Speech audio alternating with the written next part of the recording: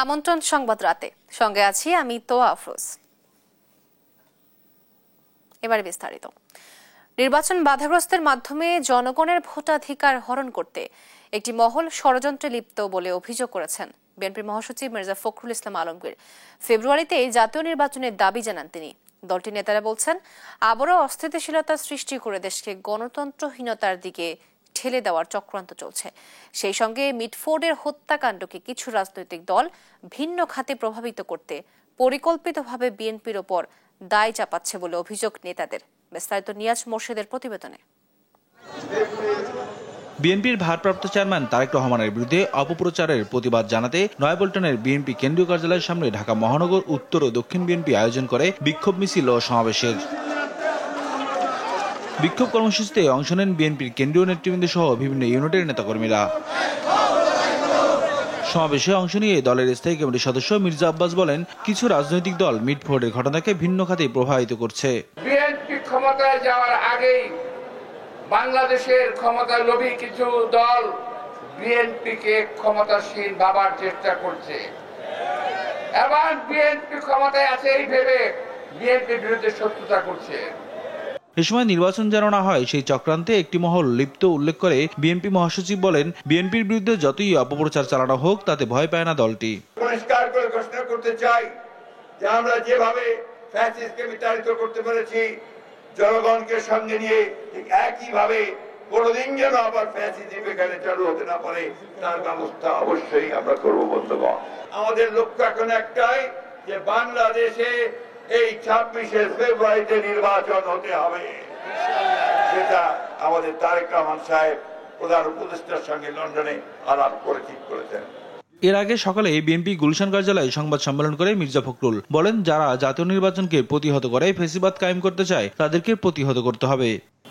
সরকার পরিচালনার দায়িত্বে না থাকা সত্ত্বেও বিশেষ একটি রাজনৈতিক দল তার প্রধান নেতৃত্বকে দায়ী করে বিক্ষোভ মিছিল আয়োজন এবং অশ্লীল ভাষা প্রয়োগ করে রাজনৈতিক সংস্কৃতিকে আবারও সেই ফ্যাসিবাদের যুগে ফিরিয়ে নিয়ে যাচ্ছে কিনা সেটাও জনগণের সামনে প্রশ্ন হয়ে দেখা দিয়েছে। এ সময় অপরাধীর কোনো দল নেই, এ ব্যাপারে বিএনপির বক্তব্য স্পষ্ট বলেও জানান তিনি। বিএনপির অবস্থান বরাবরের মতোই খুব স্পষ্ট, অপরাধীর কোনো দলীয় পরিচয় থাকতে পারে না। নিয়াজ মোর্শেদ, দেশ টিভি, ঢাকা। রাষ্ট্রের ভেতর বাহির থেকে গভীর চক্রান্ত চলছে, যেখানে টার্গেট করা হয়েছে বিএনপির ভারপ্রাপ্ত চেয়ারম্যান তারেক রহমানকে। এমন মন্তব্য করেছেন দলটির সিনিয়র যুগ্ম মহাসচিব রুহুল কবির রিজভী। সোমবার সকালে জাতীয় প্রেস ক্লাবের সামনে চিকিৎসকদের প্রতিবাদ সমাবেশে যোগ দিয়ে তিনি একথা বলেন। জানান, তারেক রহমান কোনো অপরাধীকে প্রশ্রয় দেননি। এখন পর্যন্ত তাদের রাজনৈতিক সংগঠনের 5 থেকে 6 হাজার কর্মীর বিরুদ্ধে বিভিন্ন কারণে সাংগঠনিক ব্যবস্থা নিয়েছেন। রিজভী আরো বলেন, বিএনপির প্রতি জনগণের সমর্থন ক্ষুণ্ণ করার জন্য আন্তর্জাতিক ষড়যন্ত্র চলছে। তাতে যুক্ত হয়েছে কয়েকটি রাজনৈতিক দল। রাষ্ট্রের ভেতর বাহির থেকে গভীর চক্রান্ত চলছে। গভীর চক্রান্তের টার্গেট করা হয়েছে যিনি শেখ হাসিনার আন্দোলনের ফসল মঈনুদ্দিন ফখরুদ্দিনের সময় যাকে বন্দী করে কারাগারের ভিতরে শারীরিকভাবে নির্যাতন করা হয়েছে, বিএনপির ভারপ্রাপ্ত চেয়ারম্যান তারেক রহমান। মব সন্ত্রাসীদের চিহ্নিত করে বিচারের দাবি জানিয়েছেন ছাত্রদল নেতারা। গুপ্ত সংগঠনের মাধ্যমে যারা দেশে নৈরাজ্য ও নানা অপপ্রচার চালাচ্ছে তাদের প্রকাশ্যে আসার আহ্বান জানান তারা। মব সৃষ্টির অপচেষ্টা শিক্ষা প্রতিষ্ঠানে সুষ্ঠু পরিবেশ বিনষ্ট করা এবং সারা দেশে আইন শৃঙ্খলা অবনতির প্রতিবাদে সোমবার বিক্ষোভ মিছিল করে ছাত্রদল। নয়াপল্টনে বিএনপির কেন্দ্রীয় কার্যালয় থেকে বের হয়ে মিছিলটি কাকরাইল নাইট অ্যাঙ্গেল ঘুরে শাহবাগে গিয়ে শেষ হয়। সে সময় রাজনৈতিক উদ্দেশ্যে ছাত্রদল ও বিএনপির নামে অপপ্রচারে চালানো হচ্ছে বলে অভিযোগ করেন ছাত্রদলের কেন্দ্রীয় নেতারা। ছাত্রদল বার্তা দিতে চায়, বাংলাদেশের সাধারণ শিক্ষার্থীরা আর কোনো ধরনের মবক্রেসি সহ্য করবে না এবং এই মব সৃষ্টিকারী সন্ত্রাসীদেরকে আমরা রাজপথে প্রতিহত করবো ইনশাআল্লাহ। গোপন তৎপরতার মাধ্যমে গুপ্ত সংগঠন ছাত্র শিবিরের বিভিন্ন বট আইডি থেকে তারা বিভিন্ন প্রোপাগান্ডা করে বাংলাদেশের সাধারণ শিক্ষার্থীদেরকে বিভ্রান্ত করার অপচেষ্টা করছে। আগামীতে এই যারা মব তৈরি করবে সাধারণ শিক্ষার্থীরা তা প্রতিরোধ গড়ে তুলবে সেই আহ্বান নিয়ে এবং তাদেরকে চিহ্নিত করে আগামীতে তাদেরকে বিচারের আওতায় নিয়ে আসতে হবে। গণঅভ্যুত্থানের শক্তির বিরুদ্ধে ষড়যন্ত্র চলছে বলে মন্তব্য করেছেন এনসিপি আহ্বায়ক নাহিদ ইসলাম। বলেন, বিদেশি শক্তি দেশের মধ্যে বিভাজন সৃষ্টি করছে। দুপুরে পটুয়াখালীতে জুলাই পদযাত্রায় অংশ হিসাবে পথসভায় তিনি কথা বলেন। এ সময় নাহিদ আরও বলেন, একটি দল পুরনো সিস্টেমকে পাহারা দিচ্ছে, তারা চাঁদাবাজিকে টিকিয়ে রাখতে চায়। সাইদ ইব্রাহিমের তথ্য ছবিতে জানাচ্ছেন তারেক মাহমুদ সুজন। জুলাই পদযাত্রায় এনসিপি নেতাদের পটুয়াখালী আগমন ঘিরে সোমবার সকাল থেকে প্রস্তুত ছিলেন নেতাকর্মীরা। পথসভা স্থানে একে একে আসতে থাকে মিছিল। পটুয়াখালী এসে শহীদ পরিবারের খোঁজখবর নেন এনসিপি নেতারা। পরে পথসভায় বক্তব্য রাখেন তারা। আমাদের পরবর্তী যুদ্ধটা আরো বেশি কঠিন। আমরা বলতে চাই, বাধা দিলে বাদ পেলে নয়, এবং এই লড়াই আমাদের জিততে হবে। এই জুলাই এসে আমাদের ওই প্রতিজ্ঞায় বদ্ধ হতে হবে যে আমাদের শহীদেরা, আমাদের আহত যোদ্ধারা কিংবা আমাদের অভ্যুত্থানের সহযোদ্ধারা, তারা যে আকাঙ্ক্ষাকে সামনে রেখে এই লড়াইটি করেছিলেন, এই আকাঙ্ক্ষা যেন আমরা ভুলে না যাই। এ সময় এনসিপি আহ্বায়ক নাহিদ ইসলাম বলেন, গণঅভ্যুত্থানের শক্তির বিরুদ্ধে ষড়যন্ত্র চলছে। বাইরের শক্তি দেশের মধ্যে বিভাজন তৈরি করছে। যখন মানুষের বাঁধ ভাঙা উচ্ছ্বাস আমাদের প্রতি মানুষের স্রোতের মতো আমাদের মিছিলে এসে মিশতেছে, তখন আমাদের বিরুদ্ধে তৈরি হয়েছে ষড়যন্ত্র। নাহিদ অভিযোগ করেন, একটি দল পুরনো সিস্টেমকে পাহারা দিচ্ছে, তারা চাঁদাবাজিকে টিকিয়ে রাখতে চায়। সেই সিস্টেম, সেই চাঁদাবাজি, সেই দুর্নীতিকে আগে আরেকটা দল পাহারা দিত, এখন নতুন আরেকটি দল পাহারা দিচ্ছে। সেই সিস্টেম চাঁদাবাজিকে আরেকটি দল এখন টিকিয়ে রাখছে। সব ষড়যন্ত্রের জবাব জনসমর্থনের মাধ্যমে দেয়া হবে বলেও হুঁশিয়ারি দেন নাহিদ। তারেক মাহমুদ সুজন, নিউজ ডেস্ক, দেশ টিভি। জুলাই আগস্ট গণহত্যার আরও একটি মামলার বিচার শুরু আদেশ দিয়েছেন আন্তর্জাতিক অপরাধ ট্রাইব্যুনাল। চানখারপুলে 6 জনকে হত্যা মামলায় সাবেক ডিএমপি কমিশনার হাবিবুর রহমান হাবিব সহ 8 জনের বিরুদ্ধে অভিযোগ গঠন করেছেন ট্রাইব্যুনাল। সাক্ষ্য গ্রহণের দিন ধার্য করা হয়েছে 11ই আগস্ট। এছাড়াও গুমে জড়িত থাকার অভিযোগে নারায়ণগঞ্জের 7 খুন মামলায় মৃত্যুদণ্ডপ্রাপ্ত আসামি তারেক সাইদ, মাসুদ রানা ও আরিফ হোসেনকে জিজ্ঞাসাবাদের অনুমতি দিয়েছেন ট্রাইব্যুনাল। সাবির মজুমদারের রিপোর্টে বিস্তারিত।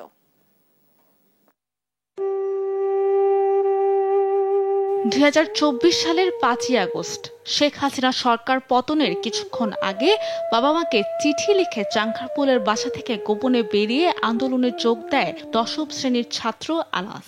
আন্দোলনরত অবস্থায় পুলিশের গুলি আনাসের বুক ভেদ করে যায়। মৃত্যুর কোলে ঢলে পড়ে আনাস। শুধু আনাসই নয়, চানখারপুলে সেদিন নিহত হয় জুনায়েদ, রাকিব হাওলাদার সহ 6 জন।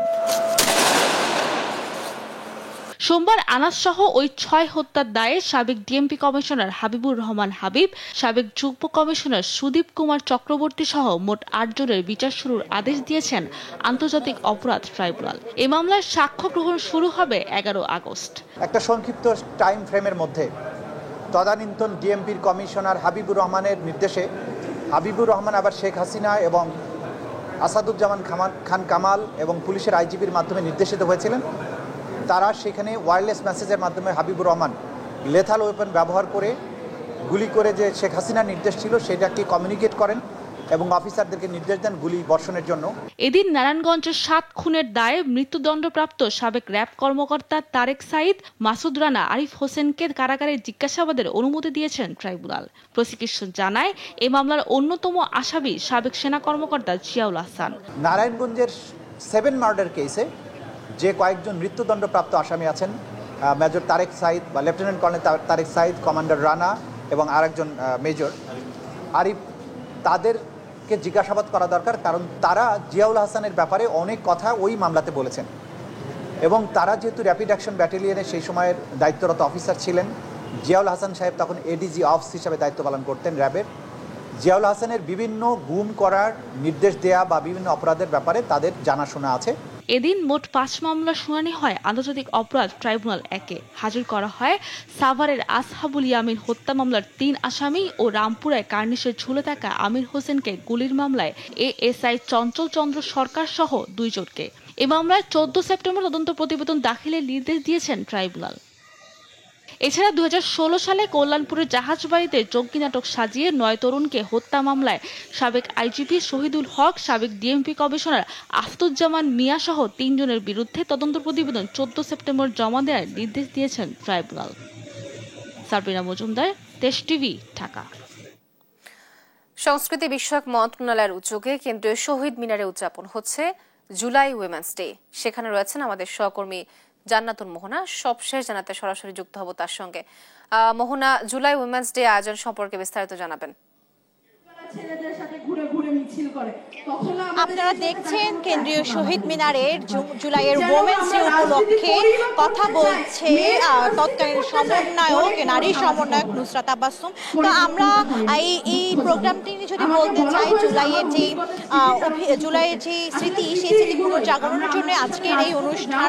জুলাইয়ের নারীদের অবদান যেন সকলের মনে থাকে, মনে করিয়ে দেওয়ার জন্যই কিন্তু আজকে শহীদ মিনারের এই আয়োজন, যেখানে বিভিন্ন চলচ্চিত্র প্রদর্শন করা হবে, সাংস্কৃতিক অনুষ্ঠান করা হবে, সেই সাথে রাত 12টায় ড্রোন শো করা হবে। এখন আমরা সরাসরি চলে যাচ্ছি নুসরাত তাবাসসুমের কথা, এবং নুসরাত তাবাসসুম কি বলতে চাচ্ছেন জুলাইয়ের স্মৃতিচারণায় কি বলতে চাচ্ছেন, আমরা একটু সেখানে সরাসরি চলে যাই। তারা বাদবাকি দিনগুলোতে সম্মান পায় না, এটা জিজ্ঞেস করার জন্য আমার সামনে কেউ আসেনি। আমি খুবই দুঃখিত, আপনারা যা শুনতে চেয়েছিলেন আমি হয়তো সেই গল্পটা পরিষ্কার করে বলতে পারলাম না, কিন্তু এই কথাগুলো বলার জায়গার দরকার আমাদের। শুধু আমি নুসরাত তাবাসসুম নয়, আমি মনে করি এখানে এই স্পেশাল যে দুটো চেয়ারের সারি, এর পেছনে যারা আছে তাদের প্রত্যেকের কাছে আলাদা আলাদা গল্প আছে। সময় স্বল্পতা, ওই 3 মিনিটের বাধা ধরা সীমানায় এই 36 দিনের গল্পগুলো পেছন থেকে উঠে আসবে না। আমি সামনের দুটো সারিকে অনুরোধ করব, আপনারা একটু পেছনের সারির গল্পগুলো সামনে আসার জায়গা করে দিবেন। এখনো সোশ্যাল মিডিয়াতে আমাদেরকে খানকিমাকে হেজাব করে গালি শুনতে, খুবই দুঃখজনক। এবং সত্যি কথা বলতে, এই গালি শুধু আমি নুসরাত তাবাসসুম শুনে এমন না, শুধু জুলাইয়ের মেয়েরা শোনে এমন না, বাংলাদেশের সেই সমস্ত মায়েরাও শোনে যারা জুলাইতে আমাদেরকে খাবার পানি দিয়েছিল, সেই সমস্ত বোনেরাও শোনে যারা রাতের বেলা গেলে আমাদের আহত শরীরে মলম লাগিয়েছে, আমাদেরকে খাবার খাইয়ে দিয়েছে, পানি এনে দিয়েছে। আমাদের শিক্ষিকারাও তো শোনে, আমাদের সরকারি কর্মকর্তা যে সমস্ত নারী রয়েছেন তারাও তো শোনে, সবাই শোনে। কিন্তু পরিবর্তনটা আসলে কোত্থেকে আসবে কেউ বুঝতে পারছে না। আমি আপনাদের বলবো, যদি সত্যি জুলাই নারী দিবসকে আপনারা মহিমান্বিত করে তুলতে চান, তাহলে জুলাইয়ের নারীদেরকে কোনো ক্যাম্পাসে দেখা যায় জুলাইয়ের নারীদেরকে বহিষ্কার করে রাখা হয়েছে, আজকে আবার সেই ক্যাম্পাসে র্যালিও হচ্ছে। বাংলাদেশ, আমাদের ঢাকা বিশ্ববিদ্যালয়ের মেয়েরা হলে তালা ভেঙে বের হয়ে এসেছিল। কেন? কারণ মেয়েদের হলগুলোতে তালা দেওয়া থাকে, ছেলেদের গুলো দেওয়া থাকে, ওদের তালা ভাঙা লাগে না। খুবই অদ্ভুত ঘটনা বলি, আমাদের জুলাই নারী দিবস উপলক্ষে আজকে ঢাকা বিশ্ববিদ্যালয় বিশেষ উপহার দিয়েছে। কি বিশেষ উপহার? আজকে সারা রাত দরজা খোলা থাকবে, অনাবাসিক মেয়েরাও হলে আসা যাওয়া করতে পারবে। অসাধারণ, এর চাইতে বেশি দামি কোনো গিফট আমরা কল্পনাও করতে পারি না। আমি আসলে খুবই দুঃখিত, আমি হয়তো একটু বেশি রম্য কথাবার্তা বলে ফেলছি, কিন্তু আপনাদের মনে হতে পারে জুলাইয়ের চেতনার সাথে যায় না, কিন্তু বিশ্বাস করুন, আমরা জুলাইয়ে নারীরা নেমেছিলাম নাগরিক হিসেবে। 3 মিনিট মনে অলরেডি পার হয়ে গিয়েছে, আমি খুবই দুঃখিত, আমি আমার বক্তব্য শেষ করতে চাই। জুলাইতে আমরা নারীরা নেমেছিলাম নাগরিক হিসেবে। একজন নাগরিকের যেই সমস্ত দায়িত্ব, সেগুলো যেন আমরা কটূক্তি ছাড়া পালন করতে পারি। একজন নাগরিকের যেই সমস্ত অধিকার, সেগুলোও যেন আমরা কটূক্তি ছাড়া নিজেদের জীবনে পালন করতে পারি। শুধুমাত্র এই কারণে আমরা জুলাইতে নেমেছিলাম। নারী হিসেবে, শোপিস হিসেবে আমরা কেউ জুলাইতে নামিনি। আমরা নিজেদেরকে নারীর চাইতে নাগরিক বলতে বেশি সম্মানিত বোধ করি, এবং অবশ্যই সমান হিসেবে, দ্বিতীয় শ্রেণীর নাগরিক হিসেবে বাংলাদেশে আমরা আর দিন কাটাতে চাই না। জুলাইতে নারীরা প্রমাণ করে দিয়েছে আমরা একই সমান মার খেতে পারি, মিছিল করতে পারি, পদযাত্রা করতে পারি, গণযাত্রা করতে পারি, ছাত্রলীগের বিরুদ্ধে, স্বৈরাচারের বিরুদ্ধে, খুনিদের বিরুদ্ধে প্রতিরোধ গড়ে তুলতে পারি, আমরা জেলে যেতে পারি, আমরা শহীদ হতে পারি। সংস্কৃতি বিষয়ক মন্ত্রণালয়ের উদ্যোগে কেন্দ্রীয় শহীদ মিনারে উদযাপন হচ্ছে জুলাই উইমেন্স ডে। আমরা সরাসরি ছিলাম সেখানে। আন্তর্জাতিক অঙ্গনে হালাল পণ্যের বাজারকে রপ্তানি হাব বানানোর আহ্বান জানিয়েছেন শিল্প উপদেষ্টা আদিলুর রহমান খান। সোমবার রাজধানীর বিএসটিআই প্রাঙ্গণে হালাল পণ্য ও হেলমেট টেস্টিং ল্যাব উদ্বোধন শেষে এ কথা বলেন তিনি। এ সময় আন্তর্জাতিক অঙ্গনে হালাল পণ্যের একটি বিশাল বাজার রয়েছে জানিয়ে উপদেষ্টা বলেন, মুসলিম দেশ হিসেবে বাংলাদেশ থেকে প্রচুর পণ্য রপ্তানির সুযোগ আছে। তিনি আরো বলেন, আন্তর্জাতিক হেলমেট বাজারে সফল হতে দেশীয় ব্যবসায়ীদের উন্নত মানের হেলমেট তৈরি করতে হবে। এদিকে ল্যাব উদ্বোধন উপলক্ষে বিএসটিআই প্রাঙ্গণে নিজ নিজ কোম্পানির হালাল পণ্যের প্রদর্শনী করছে দেশে বিদেশি বিভিন্ন প্রতিষ্ঠান। ঢাকা বিশ্ববিদ্যালয়ের জগন্নাথ হলের ছাদ থেকে পড়ে সঞ্জয় বৌর নামের এক শিক্ষার্থীর মৃত্যু হয়েছে। তিনি ঢাকা বিশ্ববিদ্যালয়ের নৃবিজ্ঞান বিভাগের 2020-21 সেশনের শিক্ষার্থী ছিলেন। সোমবার ভোরে তাকে উদ্ধার করে ঢাকা মেডিকেল কলেজ হাসপাতালের জরুরি বিভাগে নিয়ে এলে কর্তব্যরত চিকিৎসক তাকে মৃত ঘোষণা করেন। সঞ্জয়ের বাড়ি হবিগঞ্জের চুনারুঘাট উপজেলায়। তাকে হাসপাতালে নিয়ে আসা জগন্নাথ হলের কর্মচারী জানান, ভোরে এক দারোয়ান তাকে ফোন করে জানান জগন্নাথ হলের ভেতরে রাস্তার পাশে ওই শিক্ষার্থী পড়ে আছে। তিনি সঙ্গে সঙ্গে সেখানে গিয়ে আরো কয়েকজনের সহযোগিতায় রক্তাক্ত অবস্থায় তাকে ঢাকা মেডিকেলে নিয়ে আসেন। তিনি আরো জানান, পরবর্তীতে হলের সিসি ক্যামেরার ফুটেজে দেখা গেছে ওই যুবক ভবন থেকে পড়ে গেছে। তবে তিনি পড়ে গেছেন নাকি লাফ দিয়েছেন বিষয়টি পরিষ্কার নয়।